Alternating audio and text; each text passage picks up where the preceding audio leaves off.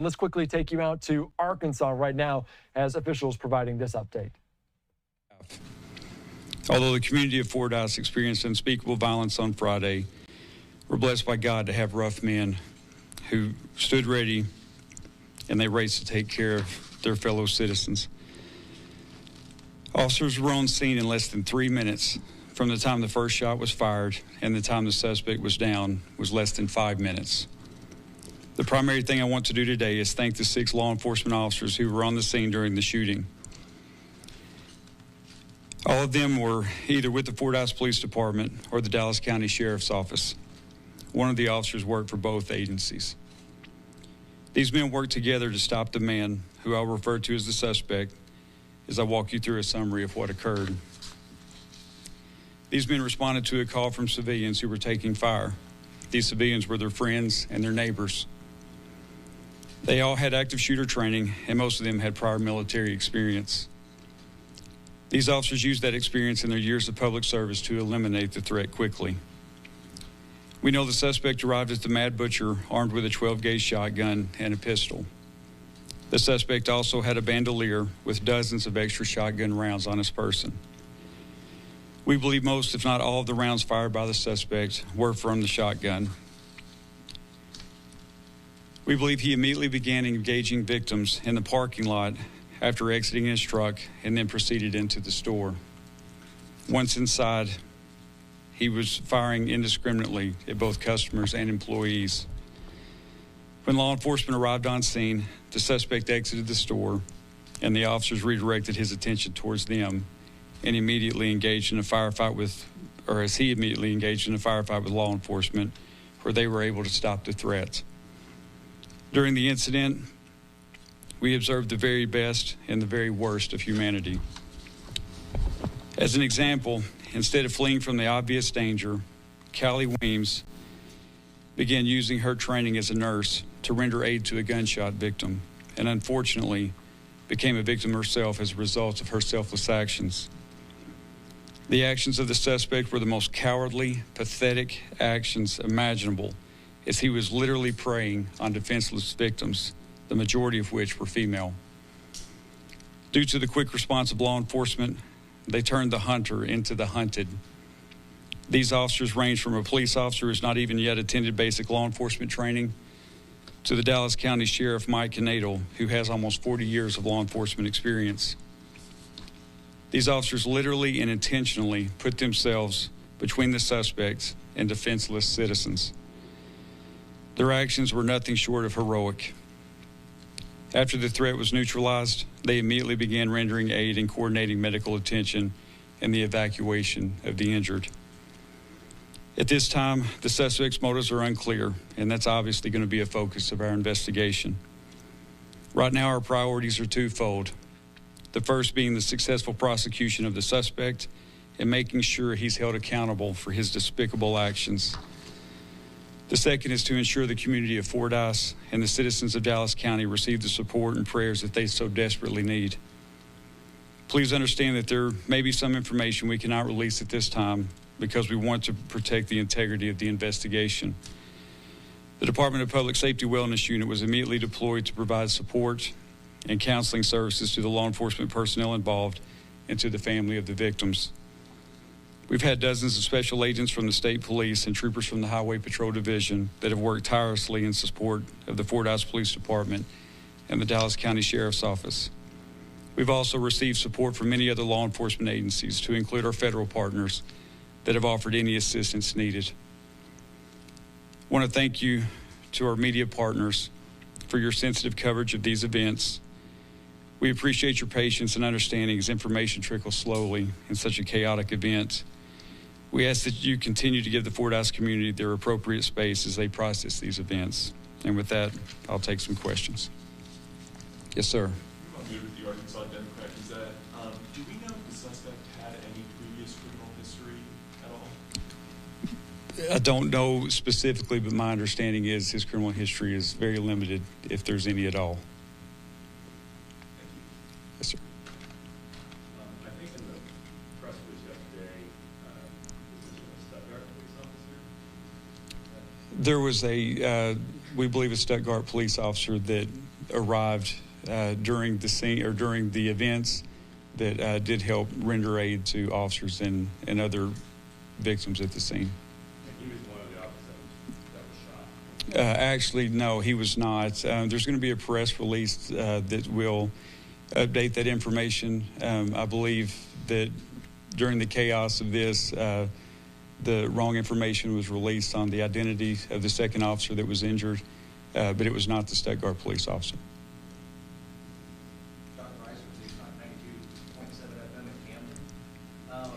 It's rumored, it's not confirmed, that Sheriff Mike Nadel shot the shooter, and the shooter was transferred to Washita County Correctional Center. Is it because that Sheriff Nadel shot the suspect that it would be a conflict of interest, or to be more transparent, to keep him in a different jail system? And the event that something happened, that they would question what would happen to him versus putting him in neutral territory? Right. Sheriff Canadel was engaged in the firefights with the suspect. However, I don't believe that led to the decision of him being transferred to the Washita County unit. I think there was just some separation needed there. There were so many people involved in local law enforcement that it was there. We just needed to have a little bit of separation in space. You have to understand this is particularly difficult for this law enforcement community, for the entire community. But kind of in contrast to, some active shooter situations or mass shootings that we've seen around the country that may occur in, say, a large metropolitan area.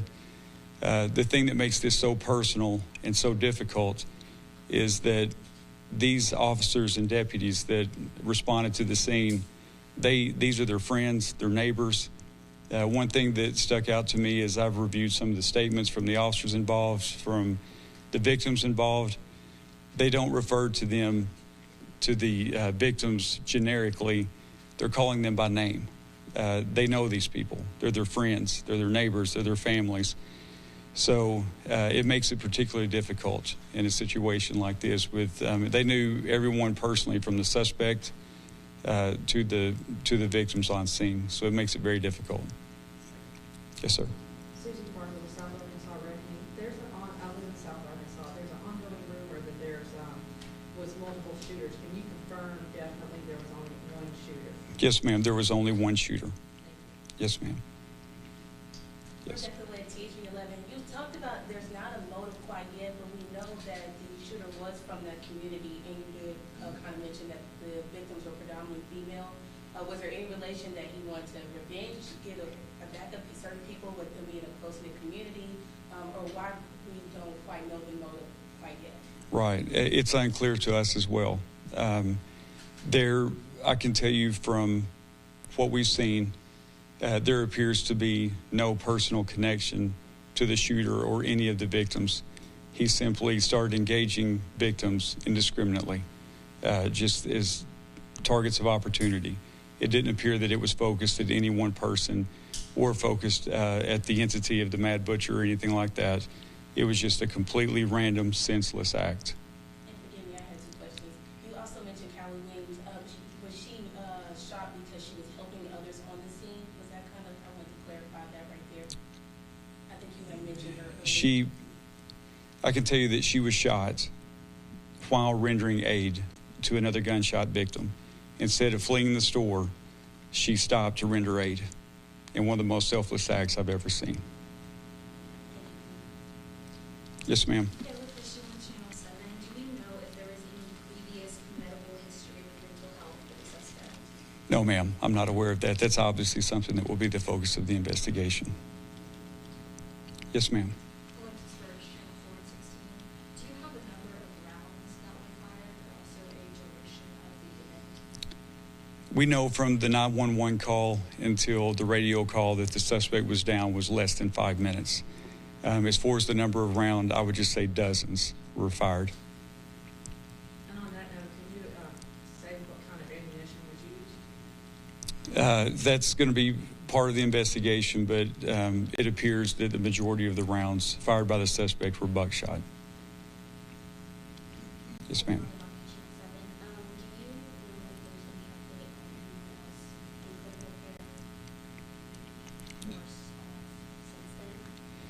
No, ma'am. Of course, you can understand, even though these are victims of a crime, HIPAA laws still apply.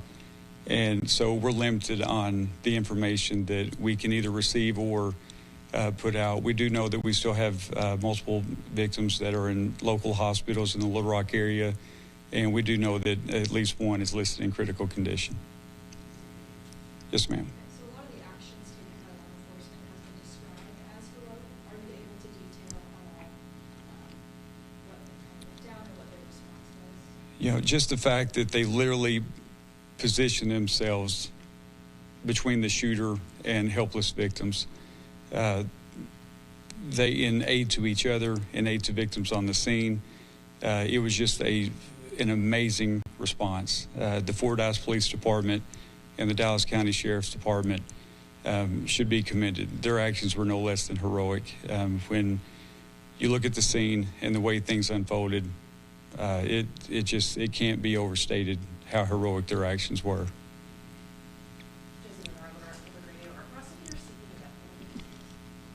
That would kind of be outside of my lane to discuss, but my understanding is that he has been charged currently with 3 counts of capital murder, and of course those charges will be updated. But with the capital murder charge, the death penalty would be on the table. Is he going to continue to be held at Washington County? I would imagine yes.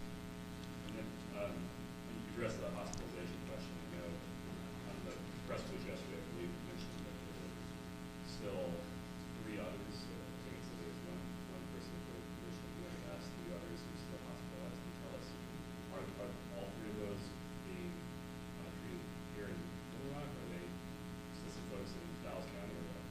My understanding is the ones that are still hospitalized are in Little Rock area hospitals.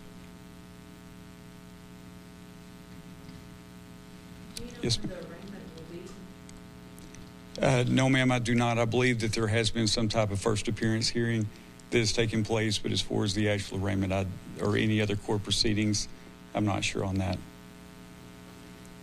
Yes, ma'am. Was the suspect wearing any kind of body armor or protection? No, ma'am, we don't believe he was. Yes. Have you been able to obtain any surveillance footage or anything to find out exactly when it started? There is surveillance footage inside the grocery store, but not in the parking lot. But you can gather from the events and the actions of the people inside the store kind of a time frame of when the shooting began. Yes, sir. What do you know about the suspect? Did he have any sort of formal gun training, anything like that prior to this? No, sir, not that we're aware of at this time. Was it protocol to actually, I guess I would say this kind of rare situation that the suspect is still alive during a mass shooting like this, was that something, a protocol or so that would be willing to take him in to custody? Or- I'm sorry, say that one more I time. guess my question is, normally sometimes when you see these situations, naturally the suspect is, I hate the lack of words, dead on the scene. Right. Or inflicted gun wound or so. But Right. we saw this one in a rare case that he was just injured, but he was taken to custody. Yes, ma'am. Any just protocol right there, or was that intended to just wound him and get him down and take him into custody? Right. No, ma'am. The intent of the officers is simply to stop the threat. Once the threat was neutralized, they also rendered aid to the suspect, and of course he was immediately taken in custody, and he has been under constant law enforcement supervision since that time. Maybe one more question. Yes, ma'am. We have heard that the suspect may have been banned from the manufactured grocery store. Is that the case, or is that just a rumor?